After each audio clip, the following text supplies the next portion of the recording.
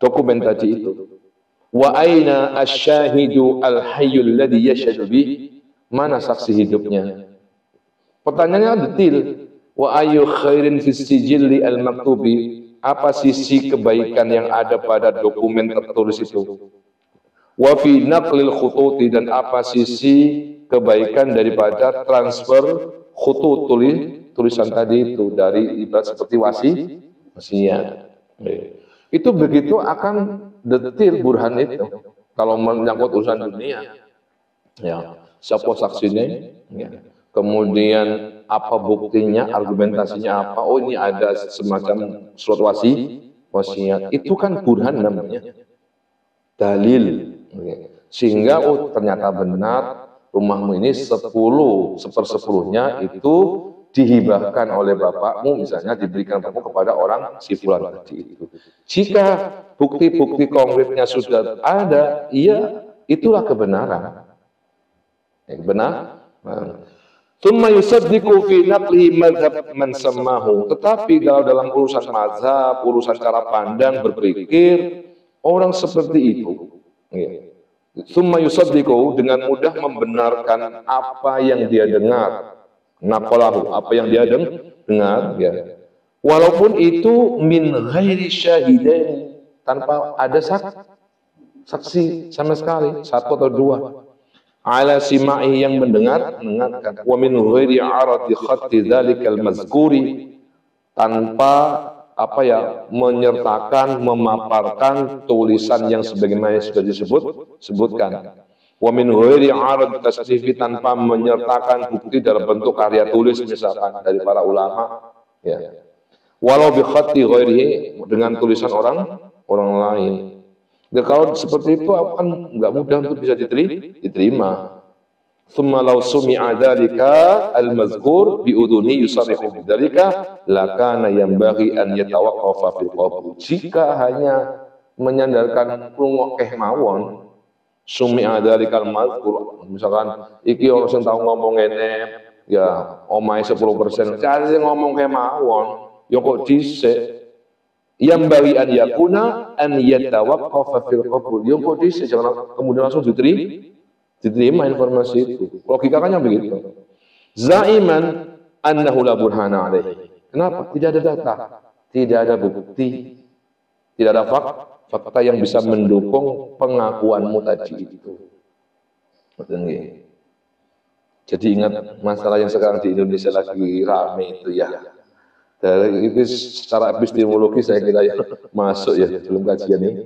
Kalau nggak ada burhannya, tidak ada khutut, mahtutot, ya, manuskrip, ya, tidak ada catatan, tidak ada saksi, tidak ada simak, tiba-tiba ada di abad 9 misalkan, logika mana yang bisa menerima kecuali logika yang ditunggangi oleh hawa nafsu. Kita itu nggak ada kepentingan, ya. Nggak ada kepentingan sama sekali. Cuma bagi kita logikanya kok nggak masuk, ya. Ya tiba-tiba ada, tiba-tiba tidak ada. Ketika hatu burhanakum, mana tanda dan buktimu bahwa ini anaknya Nabi misalnya, ternyata ada manuskrip yang bergaris-garis itu. Masa ada tahun 600 Hijriah manuskrip bergaris? Kan jadi aneh. Tapi ya gitu. Wong wis kadung rek tunggangi asyahwa wastaula alaihi syaitan, ya. Wa lam yaqdir ala qam'i hawahu, ya wis gak main, Pak. Ya wallahu a'lam. Yang jelas kalau kita sih dalam menyikapi apa saja informasi ini bisa kita pakai, terutama informasi keagamaan. Ini bisa kita pakai apa yang disampaikan oleh Al-Ghazali itu. Umat Islam itu harus cerdas dalam menerima informasi, jangan langsung ditelan. Betul ya? Itu. Wa in kana akhdhuhu taqlidan. Seandainya pun misalnya mengambil informasi itu secara taklid, Yus gak meneliti, tidak membahas, tidak tanpa dokumen, tanpa makhtutat, tanpa apa saja ya yang dibutuhkan dalam pembuktian itu, maka fataqdidul anbiya, taklid kepada para nabi, wal auliya'i taklid kepada para wali, taklid wal ulama'i kepada para ulama, bal taklidul jamahiri, bahkan taklid kepada mayoritas, misalnya umat Islam atau mayoritas manusia, wadahmai, dan taklid kepada kumpulan besar manusia, ya. Aula itu lebih selamat, lebih utama min taklidi wahidin, daripada taklid kepada satu orang laisa ma'suman 'anil khata', di mana orang ini tidak terjaga dari kesalahan, tidak maksum. Ya.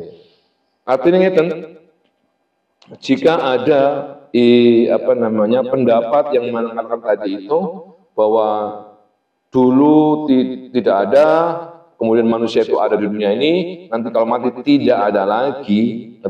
Seandainya kita tidak bisa meneliti itu karena keterbatasan misalnya cara pandang, mentoko kemudian pakai taklid, maka taklid ya, yang aula kata Al-Ghazali ada taklidul anbiya, taklid kepada para nabi, para wali, para ulama dan mayoritas umat manusia, itu aula, lebih utama. Kalau memang burhannya itu masih belum didapatkan, atau kita orang awam tidak punya kapasitas untuk meneliti sendiri, maka taklidul anbiya. Sama seperti dulu waktu cilik, kita tuh sembahyang kan taklid aja. Jadi taklidul anbiya, taklid dumateng Kanjeng Nabi, taklid dumateng tiyang sepah, sembayangnya kaya napa. Atau taklid pada umumnya, wong sak masjid sembayangnya kaya ngono awak dhewe melok wae. Kan tidak tanya itu burhannya mana, dalilnya mana. Itu tapi selamat taklid kayak ngono iku. Karena apa? Ngikuti mayoritas yang hidup di mana kita hidup gitu. Tapi seiring berjalannya waktu, sekarang kita ngaji, belajar mulai memikirkan, oh harus ditimbang nih, ini cara pandang yang benar apa yang tidak benar. Harus dimi'yar, harus dimizan, harus ditimbang-timbang. Makanya kan dari 4 kelompok kemarin itu ya, dari kemarin 1, 2, 3, sampai 4 ini, dari sini kita kan bisa memi'yarnya, menimbang-nimbangnya. Mana itu yang batil, mana yang hak, itu nanti tampak itu. Ya, itu kalau jadi fasenya adalah tetap sebagai seorang berusaha untuk mencari burhan, bukti, dalil, argumentasi untuk menguatkan sebuah keyakinan, untuk menguatkan sebuah informasi sehingga kemudian sampai bermetamorfosis jadi sebuah kebenaran. Maka butuh burhan, butuh dalil. Kalau kita kapasitasnya nggak bisa meneliti sendiri burhan itu, ya taklidul anbiya wal auliya wal ulama wal jamahir. Wis ngikuti mayoritas masyarakat, para nabi, para ulama, wali, para ulama.